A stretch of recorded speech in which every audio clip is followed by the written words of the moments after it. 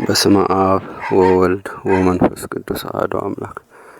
ግንቦት 11 በዚች ቀን የቅዱስ ዮስጦስ ሚስት ቅድስት ጣውክልያ በሰማዕትነት ሞተች። በየካቲት 10 እንደተጻፈ የእስክንድርያ ገዢ እርስ በርሳቸው ካለያያቸው በኋላ ቅድስት ጣውክልያን ወደ ሀገረ ጻ ወሰዷት። በሀገረ ጻ መኮንንም ፊት የመኮንነ እስክንድርያን መልእክት ባነበቡ ጊዜ መንግስታቸውን ትተው እንዴት ከመንግስታቸው ሞትን መረጡ ብሎ አደነቀ።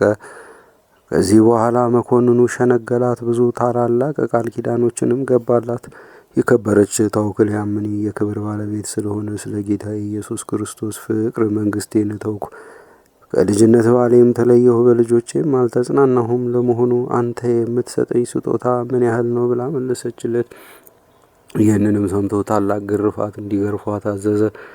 የስጋዋም ቁርበት እስከሚቆራረጥ ገረፏት። ከዚህ በኋላም ከእስር ቤት አስገቧት። የእግዚአብሔርም መልአክ ተገለጠላትና ቁስሎቿን አዳናት። እስረኞችም አይተው አደነቁ። ብዙዎቹም የክብር ባለቤት በሆነ በጌታችን ኢየሱስ ክርስቶስ አምነው በሰማዕትነት አረፉ።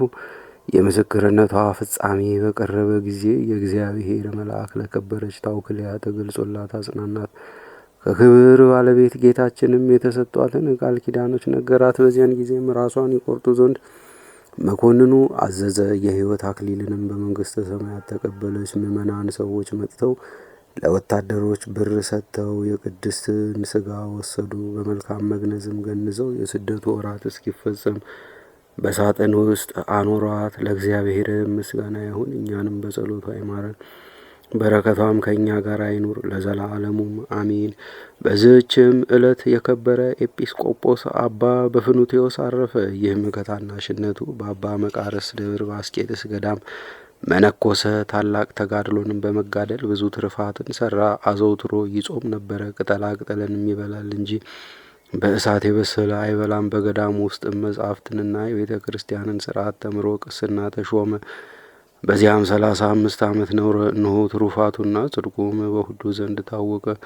የእስክንድርያ ሊቀ ጳጳሳት አባ ፊላታዎስም ልኮ ወደ እርሱ አስመጥቶ ኤጲስቆጶስ አድርጎ ሾሞ። ኤጲስቆጶስነትም ከተሾመ በኋላ ቅዳሴ በሚቀድስ ጊዜ ካልሆነ በቀር ከቶ ልብሱን አልለወጠም። ቅዳሴውንም ሲፈጽም ከጠጉር የተሰራውን ማቅ ይለብሳል። እንዲህም የሚጋደልና የሚጸመድ ሆኖ ኖረ። በዚህ ሁሉ ዘመንም ከመነኮሳት ጋር ያገለግል ነበረ። በታመመ ጊዜም እግዚአብሔርን እንዲህ ሲል ጠየቀው። የክብር ባለቤት ጌታዬ ኢየሱስ ክርስቶስ ሆይ ኤጲስቆጶስነት ስለተሾምኩ ጸጋህን በውኑ ከኔ ታርቃለህን? ከእግዚአብሔር የታዘዘ መልአክም ወደ እርሱ መጥቶ አስተውል፣ እወቅ፣ አንተ በገዳም ሳለ በታመም ጊዜ የሚጎበኝህ የለም ወይም የሚያገለግልህና ለደዌህ መድኃኒትን የሚሰጥህ አታገኝም ነበረ። ስለዚህ እግዚአብሔር የሚረዳህና ደዌውንም ከአንተ የሚያረቅልህ ሆነ። ዛሬ ግን እነሆ አንተ በዓለም ውስጥ ነህ፣ በአንተ ዘንድ የሚጎበኝህና የሚያገለግልህ አለ። ለደዌህም መድኃኒትን የምትሻውንም ምግብ ታገኛለህ አለው። ይህም አባት በኤጲስቆጶስነት ሹመት 32 ዓመት ኖረ። የሚያርፍበትም በቀረበ ጊዜ ካህናቱንና ዲያቆናቱን መምህራኑን ጠራቸው። የአብያተ ክርስቲያናትንም ንዋየ ቅድሳታቸውንና ገንዘባቸውን ሁሉ ሰጣቸው። እንዲህም አላቸው፣ እወቁ፣ እኔ ወደ እግዚአብሔር እሄዳለሁና እንደሚገባም በመካከላችሁ እንደኖርኩ እናንተ ታውቃላችሁ። ለኤጲስቆጶስነት ሹመቴም እጅ መንሻ ከሚያመጡልኝ እንኳን አንድ የብር አላድ እንዳልሰወርኩ በፊቱም ልቆም ያለኝ የክብር ባለቤት ጌታ ኢየሱስ ክርስቶስ በእኔ ላይ ምስክርን ይሁን አላቸው።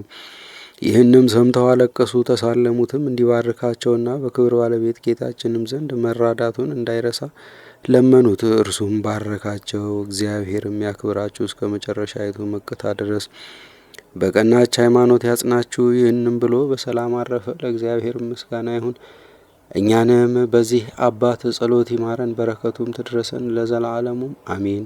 በዚህችም ቀን የባሌ መምህር አባ አሴር በሰማዕትነት አረፈ። ይኸውም በንጉሥ ወናግ ሰገድ ዘመን ወደ ኢየሩሳሌም ወርዶ ሳለ መጀመሪያ አንገቱን በሰይፍ ቆረጡ። በኋላም የጌታችን እግር በቆመበት በኢየሩሳሌም መግቢያ በእሳት አቃጠሉት። በረከቱም ከእኛ ጋር ትኑር ለዘላለሙም አሜን። በዚህች ዕለት የሱራፌል አምሳላቸው የሆነ ኢትዮጵያዊ ማሕሌታይ ያሬድ አረፈ። ይህም ቅዱስ ከአባ ጌዲዮን ዘመዶች ወገን ነው። እርሱም በኢትዮጵያ ሀገር ከታነጹ አብያተ ክርስቲያን ለምትቀድም ከአክሱም ካህናት ውስጥ ነው።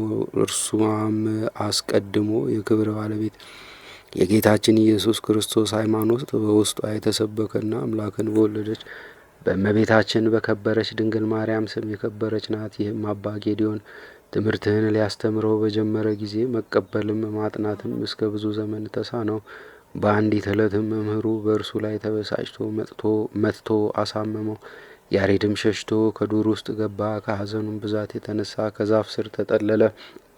ወደ ዛፉ ላይም ትል ሲወጣ አየ። ትሉም ከዛፉ እኩሌታ ደርሶ ይወድቅ ነበረ። እንዲሁም ብዙ ጊዜ ካደረገ በኋላ በጭንቅ ከዛፉ ላይ ወጣ። ቅዱስ ያሬድም የትሉን ትጋት ባየ ጊዜ ወደ መንፈሳዊ መምህሩ ተመልሶ አባቴ ሆይ ይቅርታ አድርግልኝና እንደ ወደድክ አድርገኝ አለው። መምህሩም ተቀበለው። ከዚህ በኋላ በብዙ ልቅሶ ወደ እግዚአብሔር በለመነ ጊዜ ልቡናው ብሩህ ሆኖለት በአጭር ጊዜ የብሉይና የሐዲስ መጻሕፍትን ተምሮ ፈጸመ። ዲቁናም ተሾመ። በዚያም ወራት እንደ ዛሬ በከፍተኛ ቃል የመዝሙር ማህሌት የለም ነበረ፣ በትሑት እንጂ። እግዚአብሔርም መታሰቢያ ሊያቆምለት ወደደ ጊዜ ከኤዶም ገነት 3 አዕዋፍን ላከለት። እነርሱም በሰው አንደበት ተናግረውት ወደ ኢየሩሳሌም ሰማያዊት ከእሳቸው ጋር አወጡት። በዚያም 24ቱ ካህናተ ሰማይ የሚያመሰግኑበትን ማህሌታቸውን ተማረ። ወደ አነዋወሩ ወደ ምድርም በተመለሰ ጊዜ በአክሱም ዳር ወደ ከበረች ቤተ ክርስቲያን በ3 ሰዓት ገባ። በታላቅም ቃል ሀሌሉያ ለአብ፣ ሀሌሉያ ለወልድ፣ ሀሌሉያ ለመንፈስ ቅዱስ። የጽዮንም ደገኛዋ ሰማይን ፈጠረ። ዳግመኛም እንዴት እንደሚሰራት የድንኳንን አሰራር ለሙሴ አሳየው፣ አስተማረው አለ። ይህችንም ምስጋና አርያም ብሎ ጠራት። የቃሉንም ድምፅ በሰሙ ጊዜ ንጉሱም ንግስቲቱም ጳጳሱም ከካህናቱ ሁሉ ጋር የመንግስት ታላላቆችና ሕዝቡ ሁሉ ወደ እርሱ ሮጡ፣ ሲሰሙትም ዋሉ። ከዚያም በኋላ ከዓመት እስከ ዓመት በየክፍለ ዘመኑ በክረምትና በበጋ በመጸውና በጸደይ በአጽዋማትና በበዓላት በሰንበታት እንዲሁም በመላእክት በዓል በነቢያትና በሐዋርያት በጻድቃንና በሰማዕታት በደናግልም በዓል የሚሆን አድርጎ በ3ቱ ዜማ ሰራው። ይኸውም ግዕዝ፣ ዕዝል፣ አራራይ ነው። የሰው ንግግር፣ የአዕዋፍ የእንስሳትና የአራዊት ጩኸት ከዚህ ከ3ቱ ዜማው አይወጣም።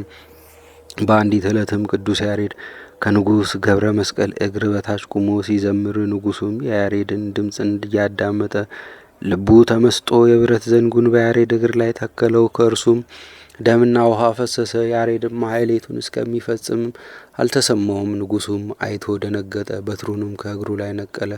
ስለ ፈሰሰው የደምህ ዋጋ የፈለግኸውን ለምነኝ ብሎ ለያሬድ ተናገረው።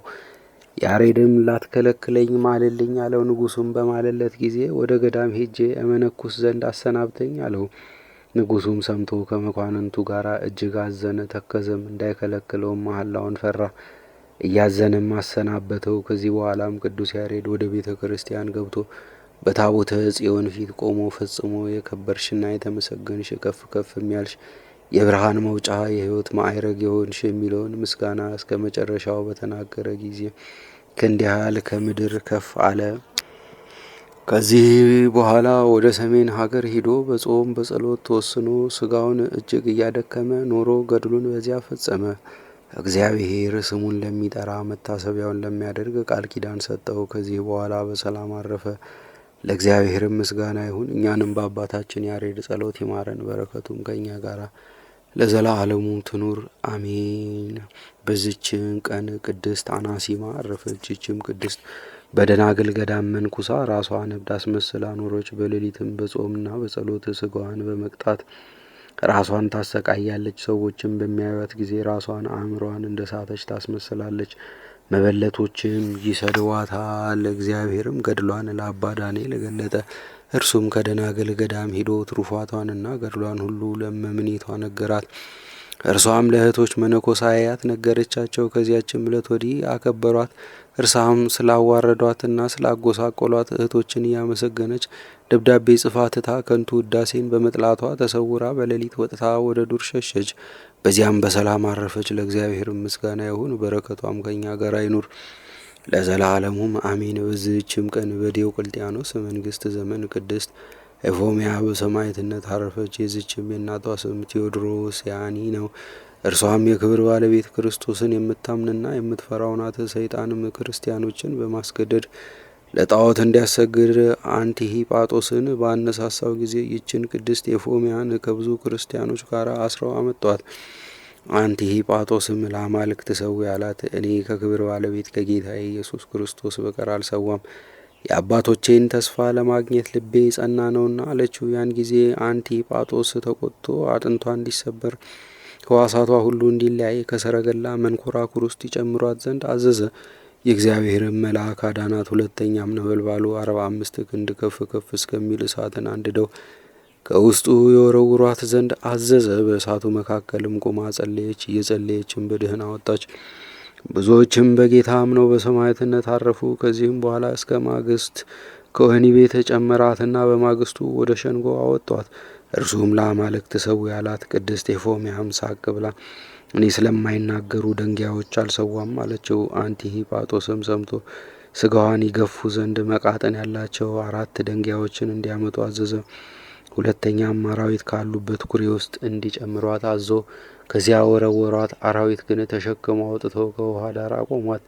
ደግሞ ስለታሞች ደንጊያዎችንና ሰይፎችን በመሬት ውስጥ እንዲተክሉ ተቆራርጣ ትሞት ዘንድ በላያቸው እንዲያስሮጧት አዘዘ። ሩጣም ተሻገረች፣ ምንም የነካት የለም። ደግሞም በግለቱ ታር ዘንድ ደብድበው ከብረት ምጣድ ውስጥ እንዲጨምሯት አዘዘ። ግን ምንም አልነካትም። ከዚህ በኋላም አራዊትን ሁሉ ድባትንም ሰበሰበ፣ በላዩም ወሰዷቸው። አንበሶችም እግሯን ሳሙ።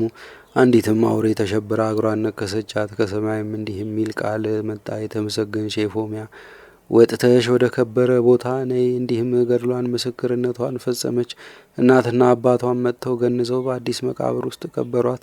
ለእግዚአብሔር ምስጋና ይሁን፣ እኛንም በዚች ቅድስት ጸሎት ይማረን፣ በረከቷም ከእኛ ጋር ትኑር ለዘላለሙ አሜን። በዚህችም ቀን የኤስድሮስ እናት ቅድስት ሶፊያና እህቱ ኤፎሚያ በሰማዕትነት አረፉ። ደግሞ የአባ በኪሞስና የአብላዲን መታሰቢያቸው ነው። በረከታቸውም ከእኛ ጋር ትኑር ለዘላለሙም አሜን።